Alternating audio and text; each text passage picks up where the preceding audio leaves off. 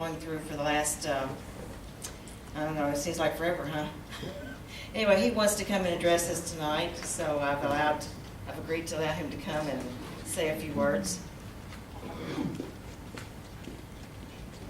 Thank you very much. I appreciate it. So, I hope you can all hear me. Yeah, I have a kind of a word of exhortation for you, and I'll try and make it relevant. But I will say, it's Kathy, K-A-T-H-I-E, glass.org. And I went on there and I was able to make a donation, and I think, you know, those of you who are prone to should do so. I like Pat Buchanan's saying that the Democrats and the Republicans are just two wings of the same bird of prey. and they really are. You know, I'm afraid, you know, the Democrats and the Republicans in Texas, if you make it to the top tier there, you're a hand-picked crony, and you are going to maintain the status quo for the establishment. But I have been a victim of one of those cronies, as you know. Some of you know, I'm Adrian Heath, recently convicted of illegal voting, thanks to Greg Abbott, and sentenced to 3 years in Huntsville. And I and another one of my friends received the same sentence. And then another couple of your members here, they're not here tonight, which I'm kind of glad, because that's the purpose of me being here tonight. They received a probationary sentence of 5 years. Yeah. But I wanted to kind of, you know, give you a quick exhortation, as I said. You recall, this is a Tea Party. In 1773, there was the original Tea Party, the Boston Tea Party. And you might all, does anybody here know who George Robert Twelves Hughes was? Hughes is spelled H-E-W-E-S. Anybody? So Hughes was he was the last surviving member of the Tea Party, the guys that dressed up like Indians. And they went down to Boston Harbor, and there was 3 boats there full of tea, and they went on and they forced the captains of those vessels to give them the keys and turn over the tea chests. And it took them hours to empty all that tea into the water, and that was the Tea Party. Now, why did they do that? Well, it was because of mercantilism, corporate cronyism. You know, those vessels were flagged by the British East India Company. And the British East India Company was a corporation, one of the first corporations in the West, that was chartered by the King of England, and he owned stock in that company also. And that company had given special privileges, had been granted special privileges, right, to only sell the tea. And so if you wanted to drink tea, you had to pay the tax on the tea and buy the tea through those channels. And that was what they responded to, and they with anger. So that was the Tea Party. And we know what happened, right? We had the Boston Massacre in 1770, the Boston Tea Party, then by 76 there was war, right? Well, then I mentioned George Hughes. He was born in 1742 and he died in 1840. He was 98 years old, so he was quite a well-known figure, I guess, up in the Northeast. And there was an incident, and if you saw, you know, the mini-series about Adams, I think you might have seen, they kind of gave a version of this, but what happened was Hughes, I'm not sure, it was just after the Boston Tea Party, I'm not sure when, but he was walking down the street and he saw this despised customs agent threatening to hit a kid in the head with his cane, you know, for whatever reason. And he intervened. And then, you know, the customs agent was so angry, you know, he ended up striking Hughes in the head, and he was scarred for life as a result of it. And all the patriots took up for him. The patriots took up for George Robert Twelves Hughes. And, you know, it wasn't a pretty picture because it was fairly extreme. When they took up for him, they went to, Malcolm was the name of the customs agent. They went to his house, I guess. They went to his house and they took him by force to force him to apologise to Hughes. And it was a struggle. And in the end, they took him, you've heard of King Street, we know the King Street Patriots. Well, they took him down to King Street and they were going to string him up, they were going to hang him, they were going to do this and that to him. In the end, they stripped his shirt off and they tarred and feathered him. These were the Patriots, this is what they did.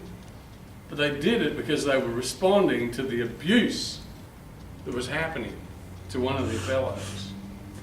And you know, we've got a mixed bag of people, there's a lot of grey hair here, and I'm not asking you to go out and tar and feather anybody, Greg Abbott or anybody. You know, we might want to do that. But the other two members of your Tea Party here are the Doyles. And you know, we did what we did for a right reason. We did it what we thought was according to the law. We didn't just run down to a hotel and vote from a hotel, you know. We did our due diligence. We called the authorities. We spoke to Election Central. We talked to the Secretary of State. We read Greg Abbott's own opinion on voter registration and residence. And we did what we thought was lawful, completely lawful. So for whatever reason, those two ladies, the Doyles, she's a 64, 66-year-old grandmother, and her daughter, who's a single mother of two, they joined us in this effort to expose this corporatist, favoritist special district that's operating without voter supervision in the heart of Montgomery County. Folks, you want to take America back, if you can't take back your own county, it's not going to happen. That's right. You know? So anyway, these two joined us, and you know, the ringleaders, as they called us, we got 3 years in Huntsville and we're appealing it. If we don't succeed, I'm going to jail, end of story. But you know, through the kindness of the court gave these two people, innocent people, a suspended sentence, probation for 5 years. You know, being on probation, a felony probation is great peril. You betcha. Great peril. Yeah, and it's already, an incident's already come up. This poor lady, this grandmother, has to go every month and submit to a drug test or a random drug test. And any interaction she could, I don't know if she drives, I don't know what she does in her daily life. But any interaction that she could have with the police, she could end up in jail. Here I am, I'm on a personal recognizance bond until I go to jail. But it's just not right, folks. And you know, is the Tea Party awake in Montgomery County? Are they going to take up for these people like those Patriots did for Robert 12 Hughes in 1773, 241 years ago? You're worried about Obama, you're worried about Wendy Davis and Greg Abbott and all this. Those, you know, you can change drivers all day long. Nothing's going to change. But if you get Miss Glass, maybe something will change. But these people, they're never going to change anything. They're not going to reduce the size of government. They're not going to make a difference to your lives at all. But where you can have an effect, and I understand Miss Glass, you know, she's done with federal politics, so am I. And the state's the way to go, but really it's 254. Really it's only county by county that you can make a difference. And you've got to do something here. You've got to speak up. You've got to make a noise for those people's sake. That's that grandmother and her daughter who stood up in the face of the rage and thundering of the power of the state government and an unlimited budget that Greg Abbott has. And there were 10 of us, he scared 5 men into saying something they didn't believe. Confessing to something they didn't do so that they could get a lesser sentence or whatever happened to them. But those two ladies stood firm. I don't know why. You've got to stand up for your own. You've got to stop watching television and Glenn Beck and Fox News and all this and that and look out for your own people. I'll leave you with a quote. Oh, and I'll tell you something here. This is 2 quotes. I've got 2 quotes. I've got a quote how disingenuous our great Attorney General who wants to be Governor of Texas is. This is the account on a recent news report of what we did. This is how the Attorney General's prosecutor characterised things. This was on the news report. You can see it on my website, which is generalabbott.com. Attorney General Deputy Chief David Glickler said he would ask the jurors, "Do you know where you live when you want to vote?" Everyone said yes, Glickler said.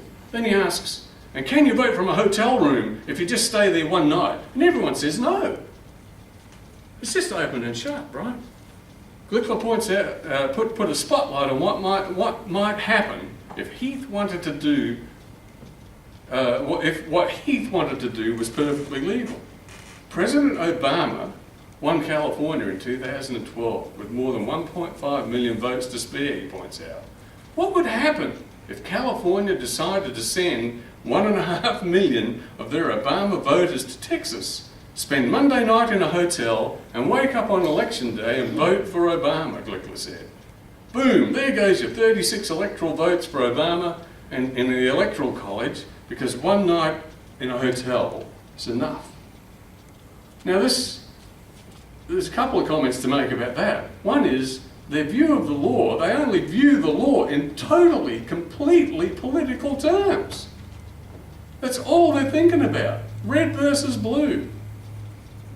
The point of the law is that everybody in Texas has a right to determine their own residence according to their own desire, Greg Abbott says in his opinion.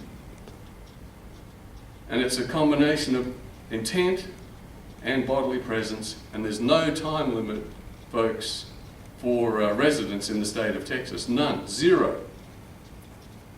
No time. Not 1 minute, not 1 second, not a year. Used to be a year. Was overturned back in the 60s. So it mischaracterises the case. It makes it an emotional decision which the juries obviously bought. You know, they didn't pay attention to the law and the precedents, the case law.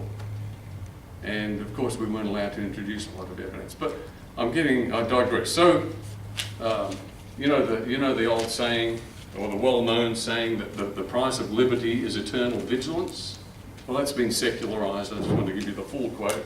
John Philpott Curran, an Irishman, a great Protestant who defended Catholics in Ireland. He said, "It is the common fate of the indolent to see their rights become prey to the active.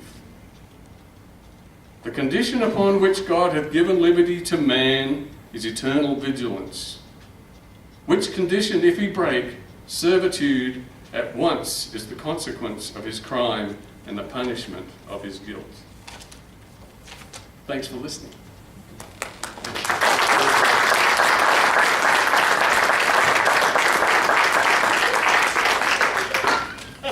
Does anybody have any questions for Adrian? A quick one.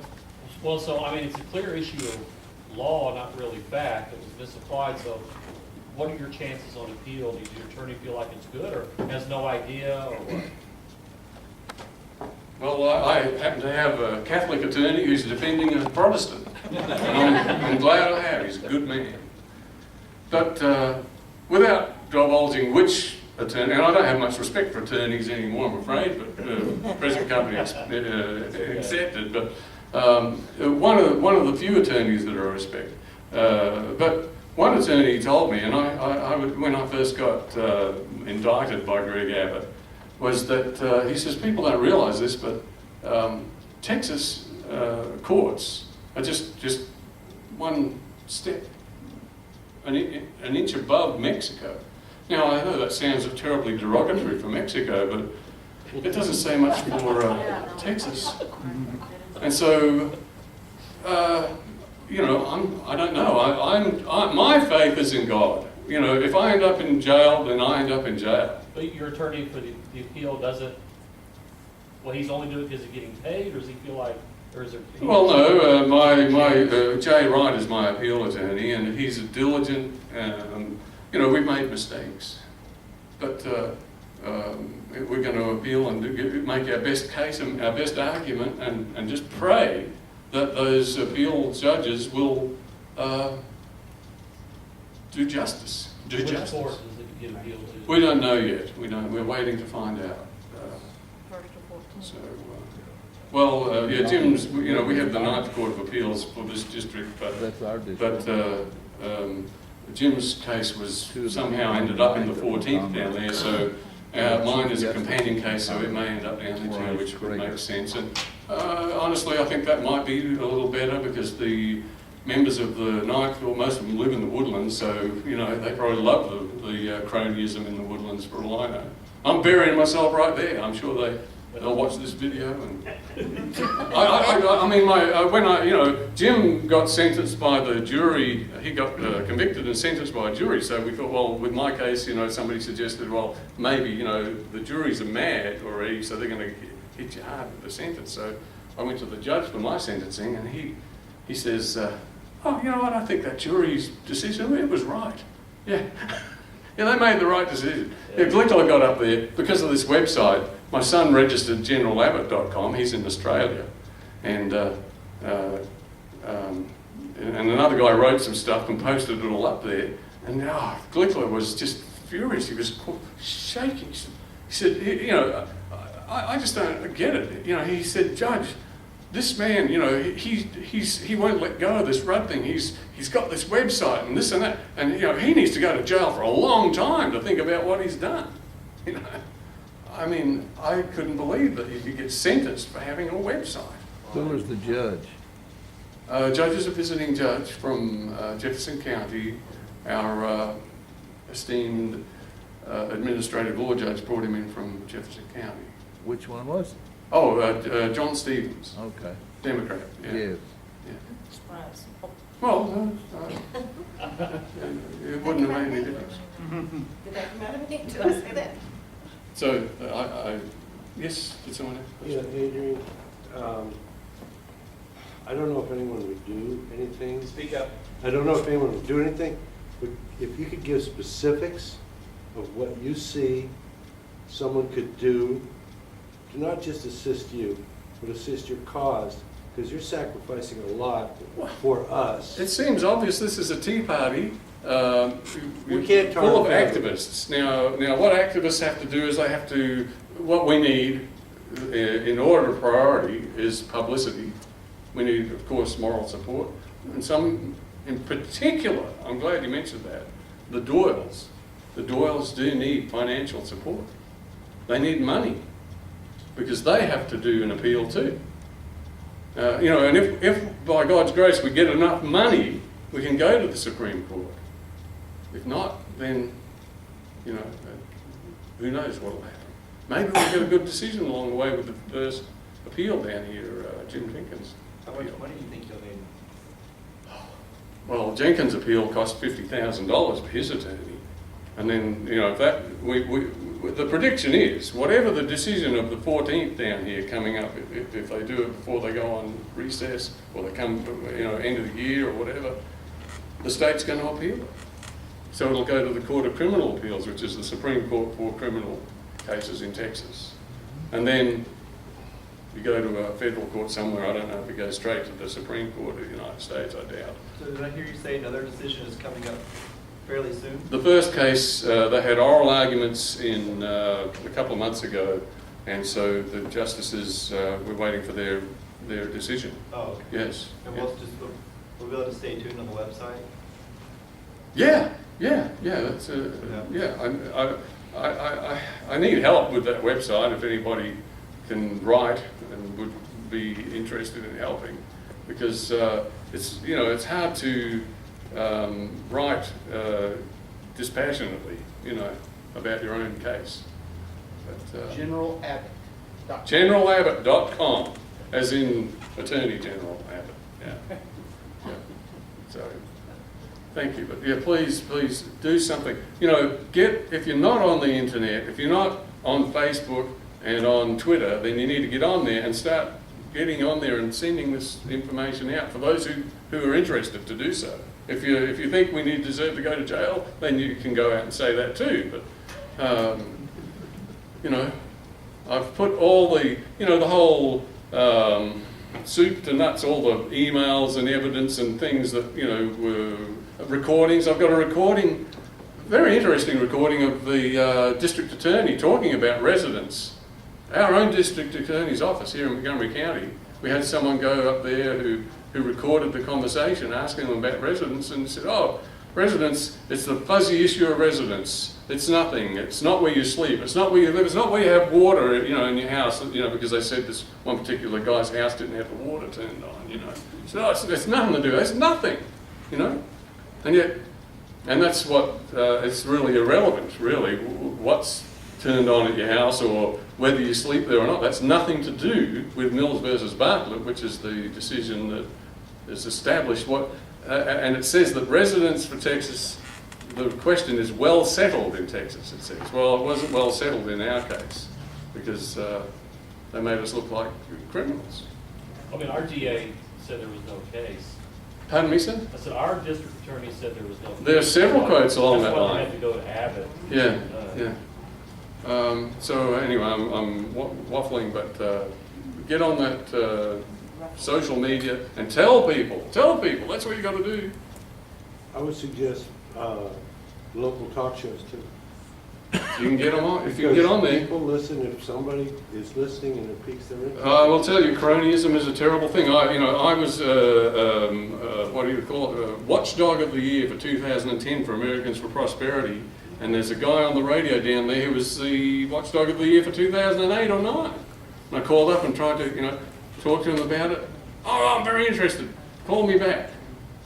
And I tried calling him back, and you know, it's the FOGs, friends of Greg, you know. And if you're a friend of Greg, you're not going to throw, you know, anything his way. Greg Abbott can do no wrong, apparently. I'm sorry, folks, but thank you for listening. Thank you. And how many special districts are there? 2700. Thousands. What was your question? How many special districts are there? Oh, yeah. Oh, yeah. Thousands. Oh, yeah. Thank you guys for coming tonight. Thank you for our newest member.